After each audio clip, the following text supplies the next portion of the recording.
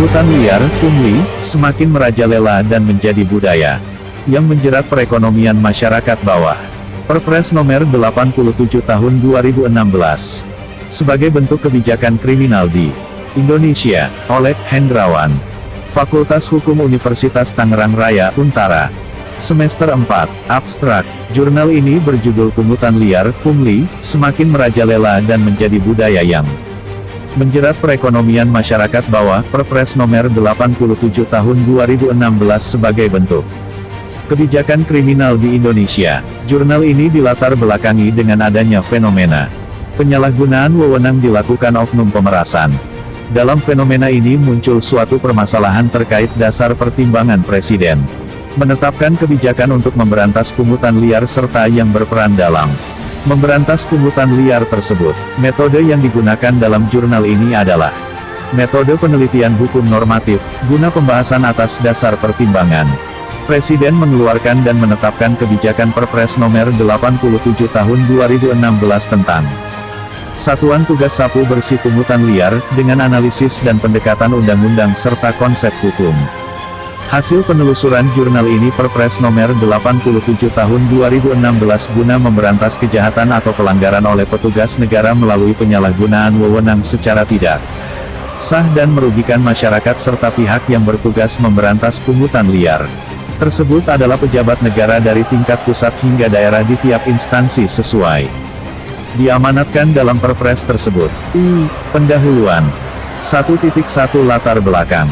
Indonesia adalah tipe negara kesejahteraan, welfare states, yang tersurat dan tersirat dalam pembukaan Undang-Undang Dasar Negara RI tahun 1945, pemerintah negara Indonesia yang melindungi segenap bangsa Indonesia dan seluruh tumpah darah Indonesia dan untuk memajukan kesejahteraan umum, mencerdaskan kehidupan bangsa dan ikut melaksanakan ketertiban dunia dan seterusnya. Untaian kalimat di atas mengandung makna bahwa negara berkewajiban untuk mensejahterakan warganya, melindungi warganya untuk hidup tentram dan aman terbebas dari tekanan, paksaan dari pihak maupun termasuk aparatur negara.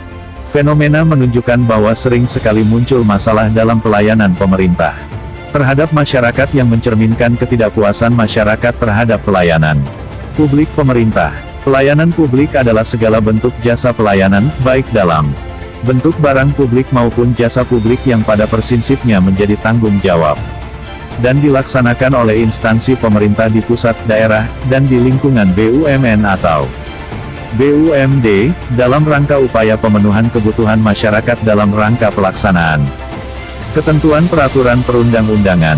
Citra buruk semakin diperparah dengan isu yang sering muncul ke permukaan yang berhubungan dengan kedudukan dan kewenangan pejabat publik, yakni pungutan liar, pungli, yang beraneka ragam bentuknya, serta lambatnya pelayanan dan diikuti dengan prosedur yang berbelit-belit. Di dalam menjalankan pelayanan publik tersebut pejabat administrasi memiliki kewenangan yang disebut dengan diskresi. Istilah ini dapat ditemukan dalam Undang-Undang Nomor 30 Tahun 2014 tentang Administrasi Pemerintahan, berdasarkan Pasal 1 Angka 9 Undang 30/2014 yang menyebutkan diskresi adalah keputusan dan atau tindakan yang ditetapkan dan atau dilakukan oleh pejabat pemerintahan untuk mengatasi persoalan konkret yang dihadapi dalam penyelenggaraan pemerintahan dalam hal peraturan perundang-undangan yang memberikan pilihan tidak mengatur, tidak lengkap atau tidak jelas, dan atau adanya stagnasi pemerintahan. Ternyata adanya diskresi rentan sekali dengan praktik pungutan liar. Kurangnya supervisi dari tiap institusi sebagai upaya kontrol adalah sebagai penyebab munculnya pungutan yang tidak absah. Modus operandi pungutan tidak resmi adalah tambahan masukan untuk hidup pegawai, munculnya tindakan itu kurangnya kontrol atasan. Oleh karena itu untuk memberantas pungutan liar, pemerintah membentuk suatu lembaga sesuai dengan amanat Peraturan Presiden No. 87 Tahun 2016 tentang Satuan Tugas Sapu Bersih Pungutan Liar, Saberpungli. Peraturan tersebut merupakan tindakan nyata dalam pemberantasan pungutan liar oleh pemerintahan Joko Widodo dalam rapat koordinasi dengan gubernur seluruh Indonesia di Istana Negara. Satuan Tugas Sapu Bersih Pungutan Liar memiliki tugas melaksanakan pemberantasan pungutan liar secara efektif dan efisien dengan mengoptimalkan pemanfaatan personil satuan kerja, dan sarana prasarana, baik yang berada di kementerian, lembaga maupun pemerintahan daerah serta mengajak peran aktif masyarakat melalui situs saberpungli.go.id, melalui SMS 1193, dan melalui call center 193, dengan peran masyarakat tersebut diharapkan meningkatkan penegakan hukum pungutan liar. Keluarnya Perpres Nomor 87 Tahun 2016 tersebut sebagai langkah kebijakan pidana yang mengandung esensi bertentangan dengan legalitas formal serta material, memenuhi sifat melawan hukum dalam arti formil karena telah nyata berbentuk aturan berupa Perpres, sedangkan sifat melawan hukum dalam arti material mesti mengandung unsur-unsur perbuatan tercela, sangat merugikan masyarakat, bertentangan dengan etika, moral, kebiasaan serta menyalahi ajaran agama. Apabila dimasukkan unsur-unsur formal dan material di atas dikaitkan dengan perbuatan pungli tersebut adalah sangat memenuhi unsur-unsur sebagai tindak pidana. Menurut pendapat hukum unsur formil dan material suatu perbuatan pidana mesti memenuhi syarat formil berupa diatur oleh undang-undang, peraturan dan unsur materialnya merugikan masyarakat luas. Doktrin lain menyebut sifat melawan hukum formil dan material diistilahkan dengan delik formil dan delik material, yang dihubungkan dari istilah perbuatan. Esensinya sama apabila delik formal berarti bertentangan dengan peraturan formal, hukum positif, sedangkan apabila delik material adanya muncul dari suatu tindakan yang merugikan, dicontohkan delik formil pasal 362 KUHP, delik material pasal 338 KUHP. Bila dihubungkan dengan anasir pungutan liar adalah memenuhi syarat keberadaan delik formil, karena ada aturan berupa Perpres, masuk kategori delik material karena pungli sangat dirasakan merugikan khalayak secara luas dengan cara menguntungkan diri sendiri atau orang lain secara melawan hukum, atau dengan menyalahgunakan kekuasaannya memaksa seseorang memberikan sesuatu, membayar atau menerima pembayaran dengan potongan, atau untuk mengerjakan sesuatu bagi dirinya sendiri. 1.2 Rumusan masalah. 1. Apa dasar pertimbangan Presiden dalam menetapkan kebijakan untuk memberantas pungutan liar? 2. Siapa saja yang berperan dalam memberantas pungutan liar? 1.3 Tujuan. 1.3.1 Tujuan umum. Untuk mengetahui pungutan liar, pungli, semakin merajalela dan menjadi budaya yang menjerat perekonomian masyarakat bawah, Perpres Nomor 87 Tahun 2016 sebagai bentuk kebijakan kriminal di Indonesia. 1.3.2 Tujuan khusus. 1. Untuk mengetahui dasar pertimbangan Presiden menetapkan kebijakan untuk memberantas pungutan liar, pungli, yang bertentangan dengan undang-undang. 2. Untuk mengetahui siapa sajakah yang berperan dalam memberantas pungutan liar. 2. Isi makalah. 2.1 Metode penelitian. 2.1.1 Jenis penelitian. Penelitian ini tergolong ke dalam jenis penelitian hukum normatif atau penelitian hukum perpustakaan, karena penelitian hukum ini dilakukan dengan cara meneliti bahan kepustakaan, library research, yang terdiri dari bahan hukum primer dan ditunjang oleh bahan hukum sekunder. 2.1.2 Jenis pendekatan. Sesuai dengan karakteristik dan sifat penelitian kepustakaan, maka dalam penelitian ini akan memakai beberapa metode pendekatan, diantaranya, the statute approach pendekatan perundang-undangan dan the analytical and conceptual approach pendekatan analisis. Konsep hukum pungutan liar atau pungli adalah pengenaan biaya di tempat yang tidak seharusnya biaya dikenakan atau dipungut. Jika dikaji lebih dalam, maka pungli adalah segala bentuk pungutan tidak resmi yang tidak mempunyai landasan hukum. Maka tindakan pungutan tersebut dinamakan sebagai pungutan liar, yang mana pelaku pungli selalu diikuti dengan tindakan kekerasan atau ancaman kekerasan terhadap korban. Maka dapat dikatakan bahwa pungli adalah merupakan tindakan pemerasan, sedangkan dalam hukum pemerasan merupakan tindak pidana. 2.1.3 Sumber bahan hukum. Penelitian hukum jenis normatif, maka jenis bahan hukum yang lazim dipergunakan adalah A. Bahan-bahan hukum primer. B. Bahan-bahan hukum sekunder. C. Bahan-bahan hukum tersier. Sehubungan dengan penelitian hukum normatif ini memakai sumber bahan hukum dari 1. Bahan hukum primer, seperti Peraturan Presiden Republik Indonesia Nomor 87 Tahun 2016 tentang Satuan Tugas Sapu Bersih Pungutan Liar, Undang-Undang Nomor 25 Tahun 2009 tentang Pelayanan Publik. 2. Bahan hukum sekunder, yakni memberikan penjelasan mengenai bahan hukum primer. 3. Bahan hukum tersier, menyangkut seperti kamus atau ensiklopedia, jurnal, makalah, dan internet. 2.1.4 Teknik pengumpulan bahan hukum. Penelitian ini untuk pengumpulan bahan hukum memakai metode sistematis, yakni pengumpulan bahan peraturan perundang-undangan dari tingkatan yang paling tinggi sampai tingkatan terbawah sesuai ketentuan pembentukan peraturan perundang-undangan. 2.1.5 Teknik analisis bahan hukum. Menggunakan teknik analisis seperti teknik deskripsi, teknik interpretasi, teknik evaluasi, teknik argumentasi, teknik sistematisasi, dan teknik konstruksi. Hukum. 2.2 Hasil dan analisis. 2.2.1 Dasar pertimbangan Presiden menetapkan kebijakan untuk memberantas pungutan liar (pungli) yang bertentangan dengan undang-undang. Adapun rasio legislator berinisiatif memberantas pungutan liar karena praktek pungutan liar telah merusak sendi kehidupan bermasyarakat, berbangsa, dan bernegara sehingga perlu upaya pemberantasan secara tegas, terpadu, efektif, efisien, dan mampu menimbulkan efek jera. Perlu dibentuk melalui Satuan Tugas Sapu Bersih Pungutan Liar dengan landasan hukum berbentuk Perpres No.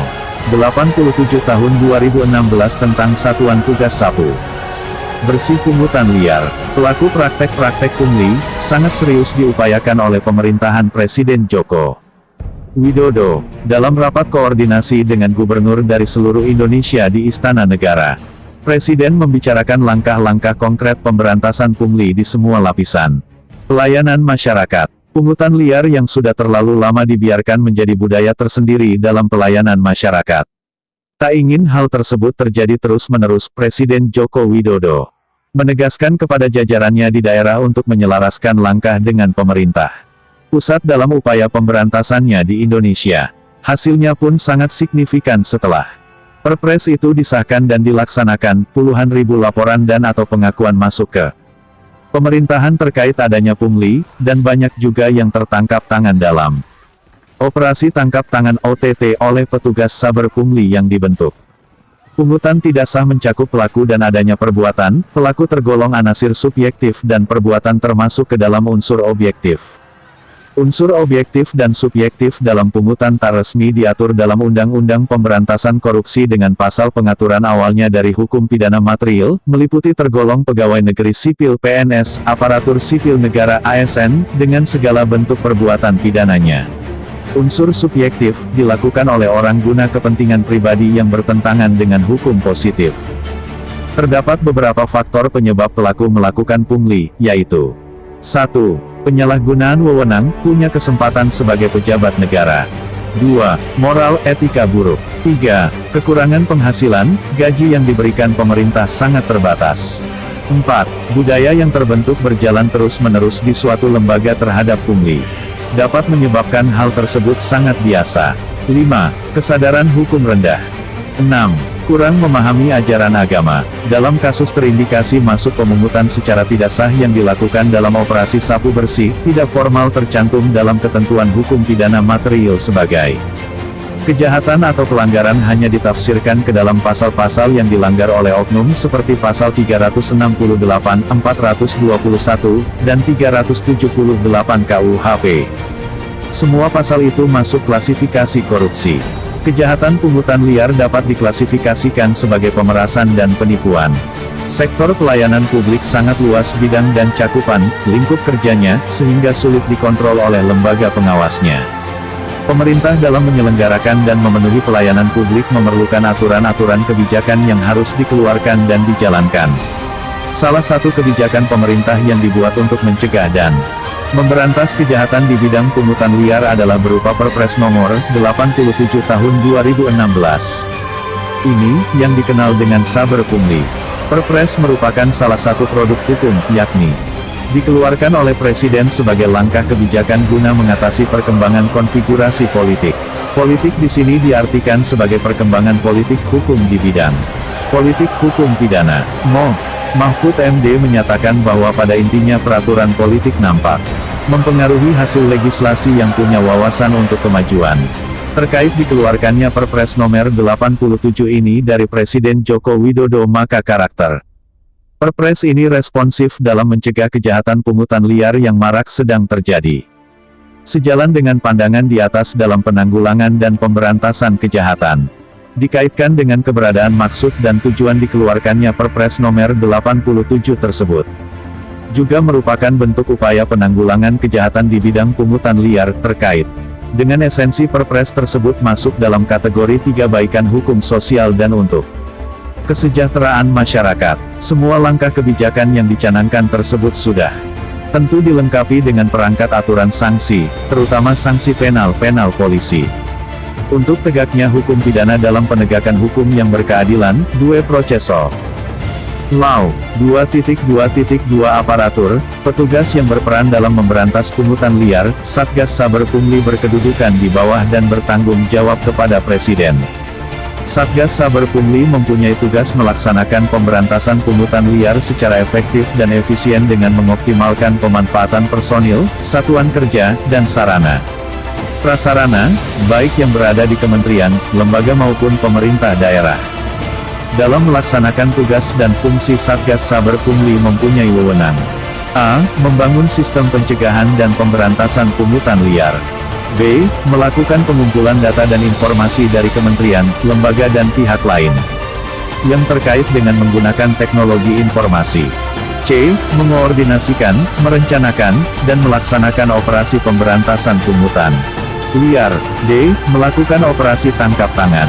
E. Memberikan rekomendasi kepada pimpinan kementerian, lembaga serta kepala pemerintah daerah untuk memberikan sanksi kepada pelaku pungli sesuai dengan ketentuan peraturan perundang-undangan. F. Memberikan rekomendasi pembentukan dan pelaksanaan tugas unit saber pungli di setiap instansi penyelenggara pelayanan publik kepada pimpinan kementerian, lembaga, dan kepala pemerintah daerah. Dan G. Melaksanakan evaluasi kegiatan pemberantasan pungutan liar. Susunan organisasi Satgas Saber Pungli terdiri atas 1. Pengendali, penanggung jawab, Menko Bidang Politik, Hukum, dan Keamanan. 2. Ketua Pelaksana, Inspektur Pengawasan Umum Polri. 3. Wakil Ketua Pelaksana I, Inspektur Jenderal Kementerian Dalam Negeri. 4. Wakil Ketua Pelaksana 2, Jaksa Agung Muda Bidang Pengawasan. 5. Sekretaris, Staf Ahli di lingkungan Kemenko Bidang Polhukam. 6. Anggota 1. Polri, 2. Kejaksaan Agung, 3. Kementerian Dalam Negeri, 4. Kementerian Hukum dan HAM, 5. Pusat Pelaporan dan Analisis Transaksi Keuangan PPATK, 6. Ombudsman RI, 7. Badan Intelijen Negara, BIN, dan 8. Polisi Militer TNI. Untuk melaksanakan tugas Satgas Saber Pungli, pengendali, penanggung jawab Satgas Saber Pungli dapat mengangkat kelompok ahli dan kelompok kerja sesuai kebutuhan. Kelompok ahli berasal dari unsur akademisi, tokoh masyarakat, dan unsur lain yang mempunyai keahlian di bidang pemberantasan pungutan liar. Pengendali, penanggung jawab Satgas Saber Pungli melaporkan pelaksanaan tugas Satgas Saber Pungli kepada Presiden paling sedikit satu kali setiap 3 bulan atau sewaktu-waktu jika diperlukan. Ketua Pelaksana dan Wakil Ketua Pelaksana mempunyai tugas mengoordinasikan pelaksanaan tugas kelompok kerja dalam pelaksanaan operasi tangkap tangan. Ketua Pelaksana dan Wakil Ketua Pelaksana dan kelompok kerja melaporkan hasil pelaksanaan tugas kepada pengendali, penanggung jawab Satgas Saber Pungli secara berjenjang. Perpres juga menegaskan, masyarakat dapat berperan serta dalam pemberantasan pungutan liar, baik secara langsung maupun tidak langsung melalui media elektronik atau non-elektronik, dalam bentuk pemberian informasi, pengaduan, pelaporan, dan atau bentuk lain sesuai ketentuan peraturan perundang-undangan. Bila masyarakat aktif akan banyak laporan terkait pungli pada pelayanan publik, baik di pusat maupun daerah. Partisipasi publik dipercaya menentukan keberhasilan pemberantasan pungli. Menghapuskan pungli dari Indonesia bisa memberikan kepercayaan bagi investor, dan masyarakat jadi percaya hukum dapat ditegakkan. 3. Penutup. 1.1 Simpulan. 1. Dasar pertimbangan Presiden mengeluarkan Perpres No. 87 tahun 2016 adalah untuk memberantas kejahatan atau pelanggaran oleh petugas negara yang tidak sah dan merugikan masyarakat. 2. Pihak yang berperan serta bertugas memberantas pungutan liar tersebut adalah pejabat dari tingkat pusat hingga ke daerah sesuai yang diamanatkan dalam Perpres Nomor 87 Tahun 2016 tersebut. 1.2 Saran. 1. Perpres Nomor 87 Tahun 2016, yang dibentuk guna memberantas kejahatan atau pelanggaran petugas negara diberi sanksi berat guna pencegahan secara umum, sehingga memberi efek jera bagi calon-calon pelaku pungli lainnya.